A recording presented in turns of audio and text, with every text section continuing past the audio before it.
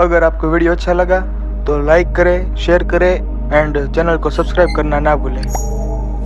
जैसे ही राजकुमारी वंदिता की लापता होने की बात जयंत के कानों में पड़ी, वो अपनी खुशी से फूला नहीं समा रहा था। वो जानता था कि अब फाइनली वो समय आ गया है जब वो अपनी जीत को सेलिब्रेट कर सकता है। इसलिए उसने अपने साथियों को रात में जश्न की तैयारी करने का आदेश दिया।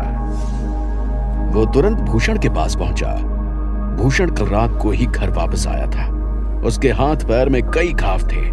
इतना ही नहीं, वो बहुत ही थका हुआ नजर आ रहा था। लेकिन जयंत इतना खुश था कि उसने इस बात पर ध्यान नहीं दिया और भूषण के बाजू में बैठते हुए बोला, चाचा जी, आज आप मेरी पीठ थपथपाइए। आज मैंने वो कर दिखाया है जो इतने दिनों में आर्यन नहीं कर पाया। मैंने आपसे पहले ही कहा था कि हम इतने जरूरी काम के लिए उस पर भरोसा नहीं कर सकते। ये कहते हुए जयंत की आंखों में एक तीव्र चमक थी। थका हुआ भूषण अपने बिस्तर से उठा और जयंत की तरफ देखते हुए धीमी आवाज में बोला, आखिर ऐसा क्या हो गया है जिसके कारण तुम इतनी तेज चिल्ला रहे हो? भूषण की बात सुनकर एक पल के लिए जयंत के चेहरे से मुस्कान गायब हो गई, लेकिन उसने भूषण की डांट को इग्नोर करते हुए आगे कहा, वही हुआ है चाचा जी जिसके लिए मैं और आप इंतजार कर रहे थे। मैंने अपना दिमाग लगाकर राजकुमारी वंदिता को हमारे रास्ते से अलग कर दिया है। अब वो हमारा कुछ नहीं बिगाड़ सकती। हमें इसी वक्त राजा भीमसेन की सेना पर हमला बोल देना चाहिए। भूषण को अपने कानों पर विश्वास नहीं हुआ और वो तुरंत अपने पैरों पर खड़ा होते हुए अचंभे के साथ बोला, जयंत, तुम ये मजाक कर रहे हो ना?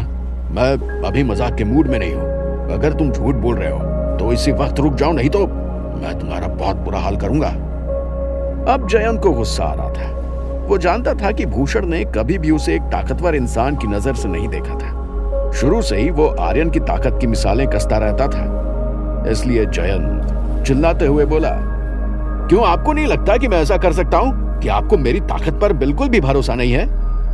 भूषण तुरंत समझ गया कि जयंत के दिमाग में क्या चल रहा है। वो जयंत का विश्वास नहीं खो सकता था। इसलिए उसने एक गहरी सांस ली और अपने आप को शांत करते हुए बोला, नहीं बेटा, ऐसी बात नहीं है। मैं बस थोड़ा थका हुआ हूं, इसलिए अनाप शनाप बक रहा हूं। राजकुमारी वंदिता सच में हमारे रास्ते से अलग हो गई है। तुमने बहुत ही अच्छा काम किया है। आज इसी बात पर हम जश्न मनाएंगे और कल से सोचेंगे कि हमें अपना वार कैसे करना है।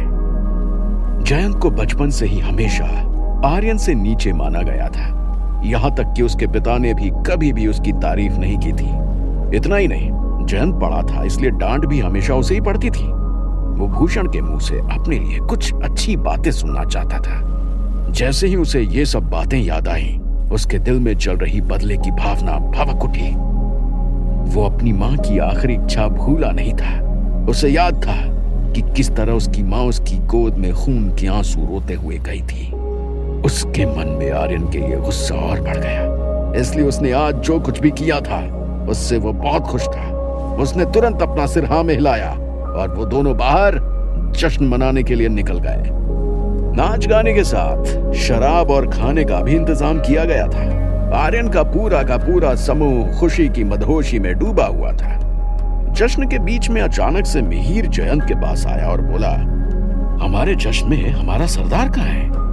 उसकी बात सुनकर भूषण की भौहें सिकुड़ गईं और वो बोला, हाँ, मुझे आर्यन नजर नहीं आ रहा।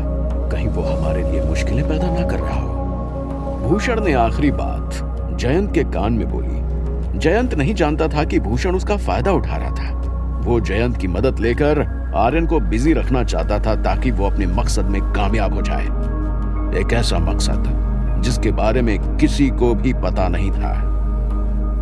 जयंत ने भी ये बात नोटिस की।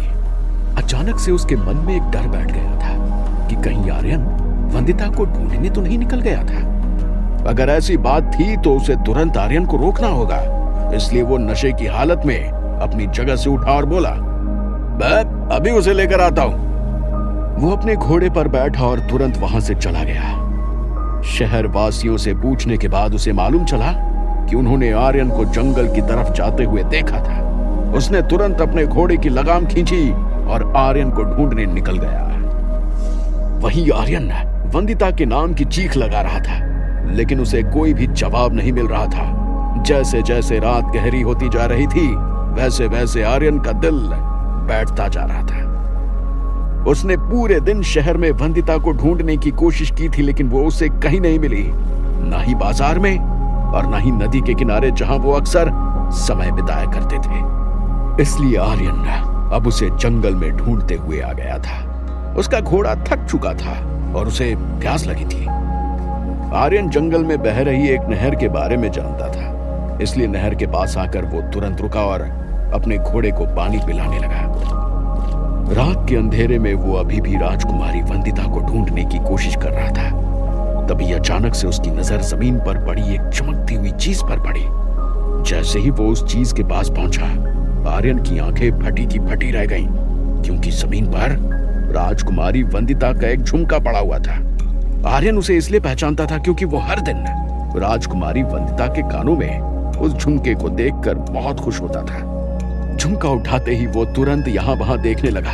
उसे मालूम चल गया था कि राजकुमारी वंदिता ज्यादा दूर नहीं होगी और यहां जरूर आई होगी।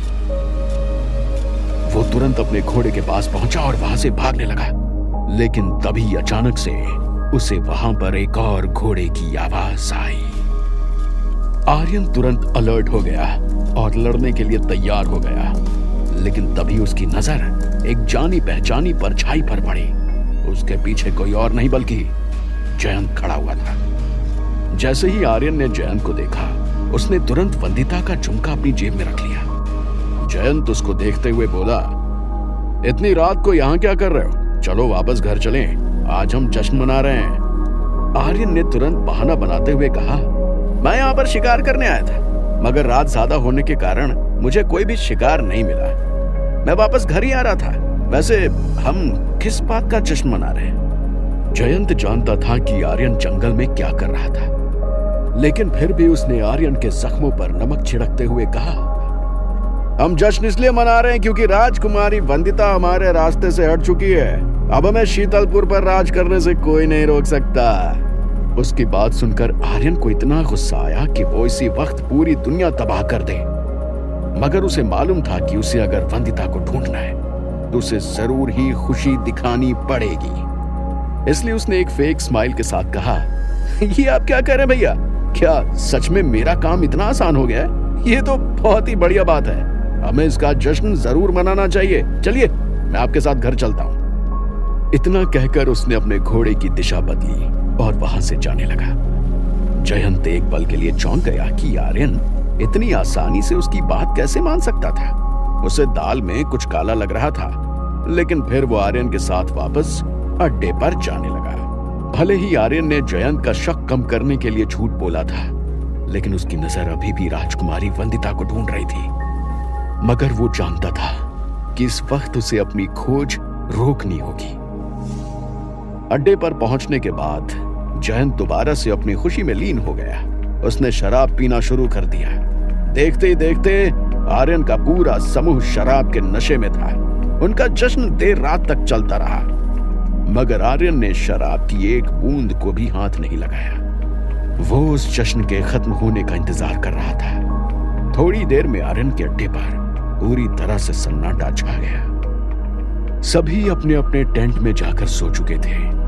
आर्यन ने कुछ और देर इंतजार किया। उसने अपने कपड़े बदल लिए थे, यहां तक कि उसका पूरा रूप ही बदल गया था।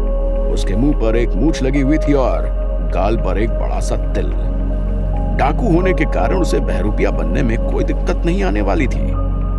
बड़े ही धीमे कदमों के साथ वो अपने टेंट से बाहर निकला और रात के अंधेरे में अपने घोड़े पर बैठकर एक बार फिर राजकुमारी वंदिता की तलाश में निकल गया। वहीं दूसरी तरफ जैसे ही सिद्धांत को इस बात का पता चला, वो बेहाल हो चुका था। उसे समझ नहीं आ रहा था कि आखिर राजकुमारी वंदिता अचानक से कैसे गायब हो गई। उसको पूरा शक था कि इसके पीछे आर्यन से जुड़े हुए लोगों का ही हाथ था। वो राजकुमारी वंदिता को ढूंढने के लिए जाने लगा, मगर उससे पहले वो आर्यन के पास जाकर देखना चाहता था कि आखिर वो क्या कर रहा था। इससे सिद्धांत को मालूम चल जाएगा कि आर्यन का प्यार सच था या नहीं। जैसे ही वो रात के अंधेरे में आर्यन के अड्डे पर पहुंचा, तो उसने आर्यन को वेश बदलकर वहां से जाते हुए देखा। ये देखकर न जाने क्यों सिद्धांत खुश हो गया। वो समझ गया था कि आर्यन झूठ नहीं बोल रहा था। उसे सच में राजकुमारी वंदिता से प्यार हो गया था और इस वक्त वो उसे ढूंढने के लिए जा रहा था। वो निश्चिंत हो गया। जैसे ही आर्यन वहां से गया तो सिद्धांत के दिमाग में एक आइडिया आया। जब तक आर्यन वहां नहीं था तब तक वो इस बात का फायदा उठा सकता था। अब जब आर्यन और राजकुमारी वंदिता एक दूसरे से प्यार करने ही लगे थे तो उसे उनके दुश्मनों को खत्म करना था। सिद्धांत तुरंत आर्यन के टेंट के अंदर चला गया और उसके कपड़े पहनकर आर्यन का रूप ले चुका था। अब बस उसे सुबह होने का इंतजार करना था ताकि वो तुरंत अपनी योजना की शुरुआत कर दे। अब उसने ठान लिया था कि आर्यन और राजकुमारी वंदिता को अलग अलग करने से अच्छा उनके दुश्मन को ही रास्ते से अलग कर देना होगा। पहले उसने इस बारे में नहीं सोचा था, लेकिन अब यह ख्याल उसके मन से जा नहीं रहा था। ऐसा करते हुए उसे अपने पिछले जन्म के स्वरूप को भी हानि नहीं पहुंचानी होगी। आर्यन को भी राजकुमारी वंदिता के साथ एक हैप्पी एंडिंग मिल जाएगी। सिद्धांत बस यही चाहता था, इसलिए वो अपनी अदृश्यता से बाहर आया और आर्यन के बिस्तर पर लेटकर सुबह होने का इंतजार करने लगा। क्या होगा आगे? क्या था आर्यन का प्लान? क्या आर्यन राजकुमारी वंदिता को बचा पाएगा? क्या जयंत को सिद्धांत का सच पता चल जाएगा? क्या सिद्धांत सच में आर्यन के दुश्मनों को मार गिराने में कामयाब होगा? जानने के लिए सुनते रहिए। अगर आपको वीडियो अच्छा लगा तो लाइक करें, शेयर करें एंड चैनल को सब्सक्राइब करना ना भूलें।